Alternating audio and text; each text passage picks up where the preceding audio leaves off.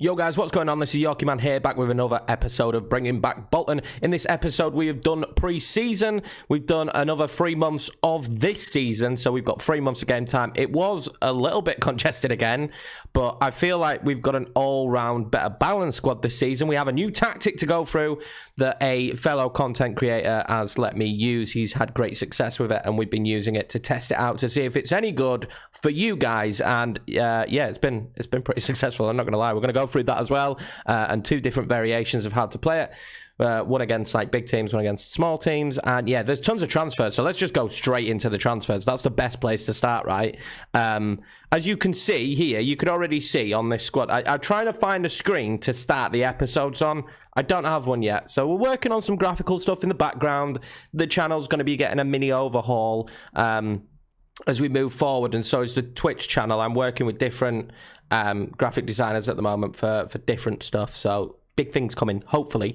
But this is, it's a little sneak peek of who may still be here and who may have come back. But let's just get back into it. Let's just check the transfers. There's a lot. So transfer-wise, as I mentioned, there's a lot gone on. You saw there that we brought back Abraham and we brought back Edmondson. It was extremely key that really we got both of them because they were the lion's share of our goals last season. If we hadn't got Edmondson back, I don't think we'd be scoring any goals whatsoever. So it's very good that we managed to get them back. But as you can see here, we made 10.5 million, and that is the key thing here. We let Dan Cashman go. We let Jack Hobbs go. They weren't for big money, but they were taking up wages and they weren't being used. Harry Brockbank went to Barnsley for 1.8 million.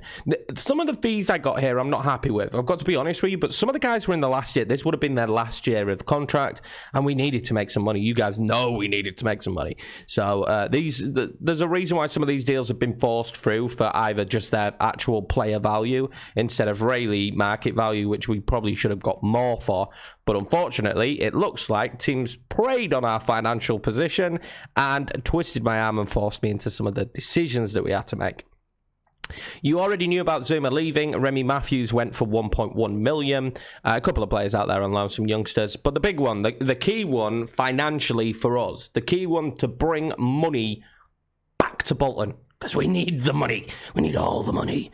But it was Ronan Darcy. Now, I'm gutted. I didn't want to see him go, but 7.5 million, I think he was valued about 2.4, something like that. He was valued around the 2 mark.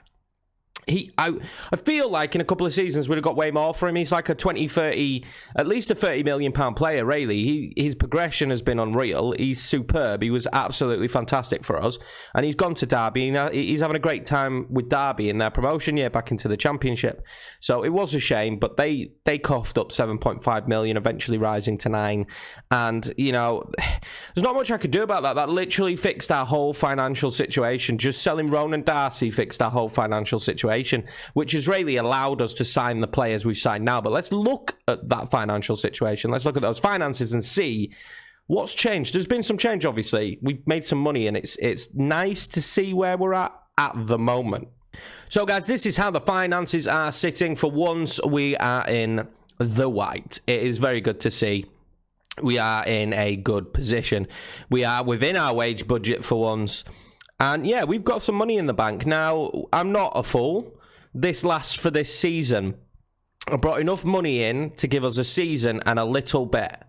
I did do the friendly trick. I am going to make a video on that because a lot of people have been asking me about the little friendly trick, how to make money that way. So I'm going to make a video on that for you guys. And that'll be coming in the coming weeks. But this is nice to see, right? This is what we've wanted all along. We actually get some transfer revenue now because I got diddly squat. Don't think that I got given a financial transfer budget. I think we made of £10 million that we sold. I think they gave me 300k. So, I mean, that just goes to show. I think we're on like 5% of transfers. But the key part was to alleviate the problem with the balance. Once we did that, we got some wages back. Plus, we got a lot of wages back from the players that went out. And now we're at a realistic wage budget. We could loan in the correct players. Well, I hope the correct players. And sign the correct players on freeze. My transfer method has been very much, we need to sign players to move on. We don't need to sign players at the end of their career that we're going to make no money off. Let's be honest, I still need to make a lot of profit. There's still a lot of debt to pay off. There is still a lot of debt here to pay off. We still have 30 million to pay off. So we've got, 4 million of this 30 that we still need to pay off. But it just doesn't cut it, does it? So we needed to sign young players that hopefully were going to progress quickly, and they were going to be the next batch of players that we sell on. So that's the mindset I've gone with the transfers that we brought in. Right, so I'm not going to go through all these transfers because there's a lot of players, and there's probably a lot of players here that you will never hear of. So you're going to see the players in this transfer window that stick out anyway when we go through like the squad and stuff. I can explain how they've got on. Real standouts probably is getting Sepp van der Berg and Brekalo. Now, I'm not happy that I had to pay a loan fee for Brekalo, but he's class. He's far superior, the 18-year-old Croatian, than any other left back in this division. He's just top class. He's just a top class player. So as much as I don't want to pay that, I was really struggling to find somebody else apart from, we had Jordan Boone, but I was struggling to find somebody else. And at the stage that I signed Brekalo, I didn't know if we were going to keep Boone or not because clubs were coming in for him. So I think it's a very good signing for us. I wasn't left with much choice. I've got to be honest with you boys. I wasn't left with much choice. It was sign someone really class, and if we do lose Boone, it won't matter because we've got Brekalo. And we also needed the depth. We had no depth last season, and you saw when we had a few games together, and I couldn't start the first team. As much as that's been a minor problem this season, it's not been the same problem it was last year because we brought more players in, and some of the young players last year that was forced into playing they've improved.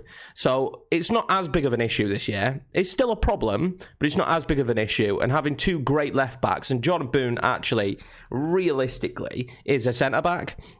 And he's been playing centre-back a lot more this season. He is realistically a centre-back. I just was forced to play him as a left-back last year. And he had solid performances, didn't he? So, and he's having them again this season, to be honest with you. But more as a centre-back, while Brekalo plays left-back. But apart from that, there's not much else to show you. A lot of these players are just young players. If I click on them, are just young talent that I'm hoping are going to progress and we make some money off them. I've got to be 100% honest. That was my entire mindset. We've brought in a lot of players that are not quality for our division, and I didn't have much of a choice. But they could be quality for our division. The only money we spent was on this lad, and it was simply because I looked at him.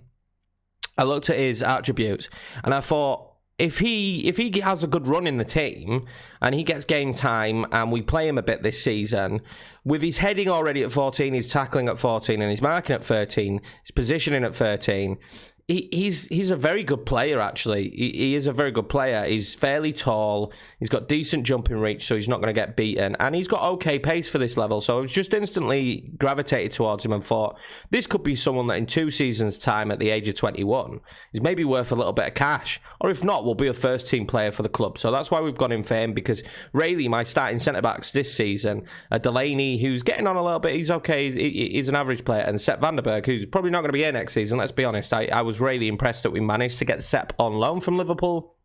He's a very, very good centre-back, in my opinion. I was extremely excited to get him. I mean, it's just his attributes are way too good for this level. I know that, his attributes are way too good for this level. And he's a brilliant player. And I hope he does well in real life. I just wish he was a bit quicker, but it doesn't. At this level, I'm not prioritising pace as much. We will get caught on the break, but it's just one of those situations. You've got to go with what you can get. And he was definitely the best centre-back on the market that we could probably pick up. So I'm very happy that we got Sepp van der Berg. But let's see how this team that we've put together is getting on this season so far, and are we going to be keeping our job? Is there going to be a season 4 of bringing back Bolton? Because I hope there is, because I'm having a good time. I think you guys are having a good time, but the board want a lot, don't they? They want a lot. Their expectation of me is, and I'm proud of, I'm glad they expect high things from me, but it's ridiculous, and I'm hoping we've put together a team that can last the entire season. A big injury to a key player, and we could be in real trouble. Right, guys, so this has been the season so far. Now, I'm starting to believe that what happened last season is just what happens in league, like the football league, like League One football, and that you just have absolutely crap tons of games, like early on in the season. I mean, I can't see any other reason why we'd have these fixture congestions, so it was very much the same But moving into this time, we had a much deeper squad. Now, you can see there's been a few patches of indifferent form, but we've really found our form recently. But we started off well. We did well. I mean, we started the season here beating Doncaster, then we beat Salford, then we beat Accrington 1-0. We went out in the Carabao Cup, not a problem for me, not an issue. If there is a cup I'd like to go deeper in, it would be the FA Cup. I feel like there's more financial gain from that. We drew with Crawley, 4-0 against Bolton. I mean, what a result. Jacob Ramsey came back again on loan as well, I should have said. Josh Emmanuel, who I was really happy that we managed to keep. We drew against Rochdale Blackburn. So as the season was starting, I'm starting to think, maybe what we've built here, we've kept some key cogs. We've brought some key cogs back. And maybe what we've built is probably, potentially, it's going to work really well for us. And I was excited, but then we had a little bit of a blip. We lost to Mansfield, and regardless, let's just look at the league form. We then lost to Newport, and we lost to Wickham. Games that we played really well in. But I noticed we had to rotate a tiny bit, and when we've rotated, we've not been fantastic. But then we bounced back. We beat Bradford City 4-0. We smashed Luton 3-2. I mean, it should have been a better result than that. They scored late on. We beat Rotherham 1-0, lost to MK Dons. So we can be inconsistent. We beat Walsall. And as you can see, we've rotated the tactic as well. We've used the tactic that I created towards the end of last season that gave us that really good form. And then we've also used this new tactic and its other variations. A lot of it for me is dependent on personnel. Sometimes I've had injuries this season where we haven't even had. I think I've got like 5 central midfielders. I've signed a couple more now on frees, but I had like 5 central midfielders, and at one stage 3 were injured, so I was really dire straits for me. I think it was around this patch we managed to get away with it, though, to be honest with you.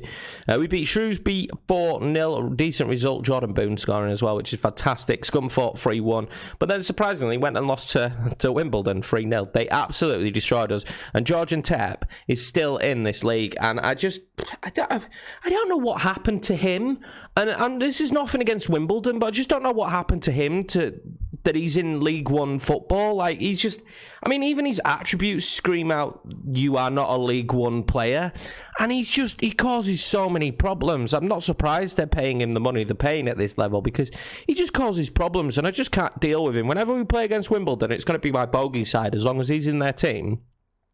You just can't deal with his pace and just how dangerous he is. We then beat Portsmouth 4-2, beat Coventry 3-2. These are 2 teams that were up at the top of the table at the time, along with ourselves. So these were great results. Fleetwood we beat 2-0. Oxford we beat 1-0. Ipswich recently we beat 2-1, which was another great result because they're a very good team in this division. And then we've recently just battered Bristol Rovers. 3-0. Ryan Edmondson with a double and Carrington scoring. So it's been a good run, so we might as well look at the table and see how we've been getting on, because as you can tell, we must be having a pretty decent time. If you look at the results, it looks like we're probably having a pretty good season, right?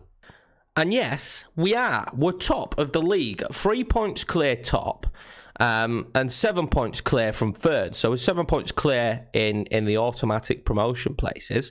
And I'm a little bit surprised, because we've just found good runs of form, and the team's just performed sometimes when I really needed it to.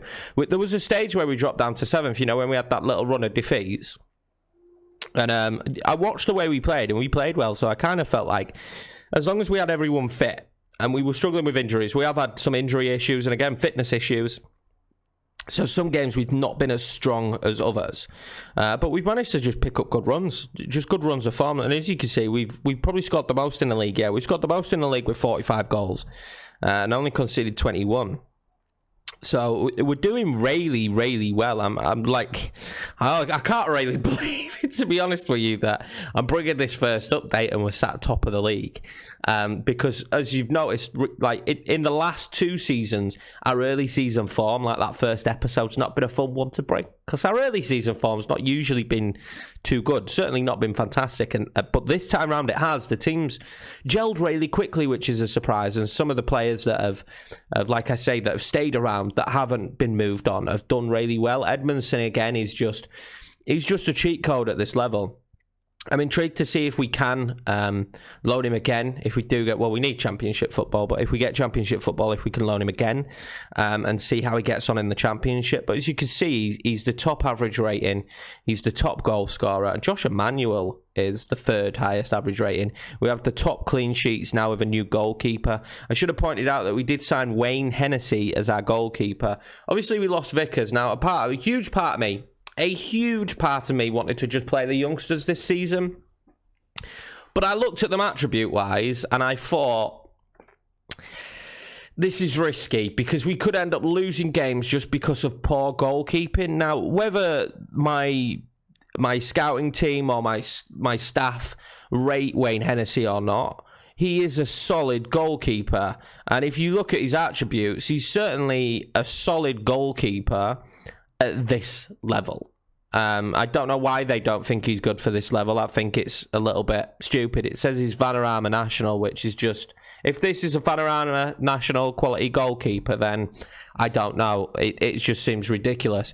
He's more than good enough for this level. And he showed that because he's had a fairly decent season. He's conceded 21, 11 clean sheets in 23 appearances. So he was a key player to bring in, because losing Vickers was always going to be... sorry, not Vickers. Stream Safe. I'm thinking Stream Safe. Go and check out the streams. Remy Matthews. Losing Remy Matthews was always going to be a big blow, because he was such a quality player. In fact, he saved us a lot of times. So getting Wayne Hennessy in was really key for me. I think he's really important. I don't think we'll sell him on. We are paying him a big wage. But there's just one position you can't slouch on. There's one position you can't just play poor players, and that's goalkeeper. You can't get away with it because nobody else can carry them. Now, Luke Hutchinson is improving, but not on a ridiculous rapid pace, but he's a goalkeeper, and they tend to blossom later on in age. So again, Wayne Hennessy's just miles above. And we signed Johan Gudano. Yeah, that's what he's called. A Swedish guy. Again, he's got some potential, so I thought, why not? There's no harm in having two really good potential goalkeepers sat on the bench. And if Wayne Hennessy does get injured, you never know what's going to happen. So guys, it's tactic time. This is the fun part, right? Because I've never used other people's tactics in a save like this before. So it's really interesting for me, because I have to, whoever the content creator is, or whoever the guy who's created the tactic is, I have to really heed their advice on how they use it, because there's one thing about FM, you can't just download a tactic and expect it to work for your team. I feel like the days of really cheesy exploits like free up top will work for everyone just aren't there anymore, which is a testament to Football Manager. So really, I don't think there are plug and play tactics, especially for bigger teams. But if you're a team like Bolton and you've got an indifferent squad, you can't just download a tactic and use it. We learned that last season, because none of the tactics that we'd had prior worked last season. They just didn't work. We didn't have the squad for it. Now, I'm sure if we had a better team, we'd have done far better with those tactics. It's a shame. And we may go back and revisit those tactics as we move through the leagues. I've still got them. But this is the tactic we ended up creating for the end of season run, and it went really well, didn't it? It worked really well, and it really accentuated like the key players in the team. But this is the new tactic. Now, it's from a content creator that's called Fallout Barbs. He hangs around in the Discord that we've got, Liquid Gaming. I will remember to leave the link to that, because I don't think I've linked that in any video so far, because I'm not mega professional, but we do link it on the stream. Follow the stream, Yorkie man. Cheers. We hit 600 the other day as well on stream, so that was good. Anyway, so this is the tactic that he's created. I will link his Steam page down below, and also a link to his Twitch channel if you want to go and check him out. Right now, I believe he's doing a Sterling save, and it's pretty good, and it's impressive what he's doing with Sterling, actually, because I have prior experience in the Scottish League, and it didn't go well for me. This tactic, and my opinion on this tactic, now this year, I've really struggled to get a 4-4-2 to work. I've tried it several times. I've tried it several times on stream, and I just cannot manage to pull it off. I don't know why. I just can't get it to work. Sometimes you have different tactical styles. Like, I can get a tactic like this to work, hunky-dory, quite well, and it has done well, as we've seen. But I just couldn't get this system to work. I don't know why. And then when we're doing a Norwich challenge, basically, over on the Discord channel, and this is something that Barbs has used, and then he uses it in his streams, and I thought, you know what? I would like to use it, because in this save, I'd like to use it, because I'd like to see if it's just my terrible, terrible management style, that I just can't get a 4-4-2 to work. And lo and behold, it does work. It works really well. Now, it's very offensive, and I do feel like if you don't have players in key positions, you're going to struggle. The wing-backs are key, and the wingers are key. So if I'm playing weaker wingers, we struggle. If I'm playing weaker midfielders as well, we struggle. Both advanced forwards as well. I've found inconsistency with them taking their chances. That's probably just a quality of the player, because the chances that this creates are very good chances, so there's not much more you can do with a tactic than create good chances. But all round, it's an extremely good tactic. It's very attacking. So he did also give me a cautious one. So if we go 1-0 up, I might swap to cautious. And if we're playing against a bigger team, I might use the cautious one. Now, what's really, really good about this one, what I really, really like about this one, is the fact that this looks to hit the ball over the top. And this is what I noticed early on. The two advanced forwards are always going to look to get behind the defence. The wingers obviously pushing forward, which allows the inverted wing-backs to come in centrally. I've had a few issues with central midfielders being too congregated and clunked in positions. But generally, what I've enjoyed the most is the ball-playing defenders hitting the ball over the top to Abraham or Edmondson, us going through, breaking and scoring a goal on a one-on-one. So that has been really good for the tactic. And as you can see, the season's going very well with it. I've played the tactic quite a bit, and it's had great performances. Depending on personnel is when I've swapped the tactic around. But for the big part of when I've played it, it's worked really well. But sometimes, like, I've found if I don't have Politic, my left winger option isn't fantastic, and the difference is if I don't have Politic in this formation, I can just swap this to support. So I'm not reliant really on that winger. I'm not reliant on that winger much at all. But yeah, all round, I would recommend if you're looking for a 4-4-2 or you haven't got a 4-4-2 to work, or you just like downloading tactics and trying them out, go and check out his Steam page. Go and give them a go, because they've been very, very successful so far for me. We're going to keep watching it as the season plays out and see how the tactic continues to progress. But I would 100% recommend it so far. I've really enjoyed using it. I think, yeah, you can have defensive issues, but what kind of offensive tactic can you not have a defensive issue? You're always going to get hit on the break when you play an offensive tactic. So, you know, there's not much else you can do with that. If you create an attacking style tactic, there is no way that you're going to 100% foolproof just stopping that break, just stopping that counter-attack, stopping with a high line, because it just will happen, and especially at this level with the quality of players that we've got. But let's look at the squad and see some of the players that have been standout so far this season. Right, guys, so it's time to take a look at the squad. I also want to mention I am melting. I hope you guys are all enjoying the heat. I am not. This office is absolutely roasting right now, but we're going to do it. We're doing it for you guys, because I know you're enjoying this series, and so am I. So obviously, most appearances is always going to be Wayne Hennessy, but let's just look at the goals. The most important part is the goals, right? And what's nice to see, Timmy's played a lot up front this season, Abraham, and he's got himself 9 goals. Ryan Edmondson's got himself 11 goals. Politic, again, his value seems to have gone down, which is, in my head, I'm hoping means he's just going to stay with us, because he's played a lot of games and he's been fantastic. 4 assists, 7 goals. He really is key. But someone who's come out well this season is Hereford Lockett. He's scored a few goals as well. Connor Hall scored 3. Emmanuel scoring 3. He's had a good season again. I'm hoping we can keep hold of him now. I'm hoping that we don't have to sell some of the more veteran players. It's ridiculous that I say a 24-year-old and a 21-year-old is a veteran player in this squad. But I'm hoping we don't have to lose them. There is nobody in the squad now, realistically, at this moment in time, that would make us big money. Now, in the future, Jordan Boone probably will make us a lot of money. But as you can see, the squad is not based on current ability. The squad is based very much on potential ability. And there's a lot of players in the squad.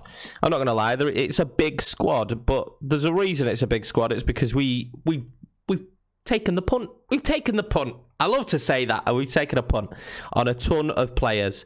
And hopefully some of them will sell for big money. Some of them may sell for like 50, 60k, which isn't a problem. I can deal with that, and I'm happy to sell them for 50, 60k and just sell a load of young players for that.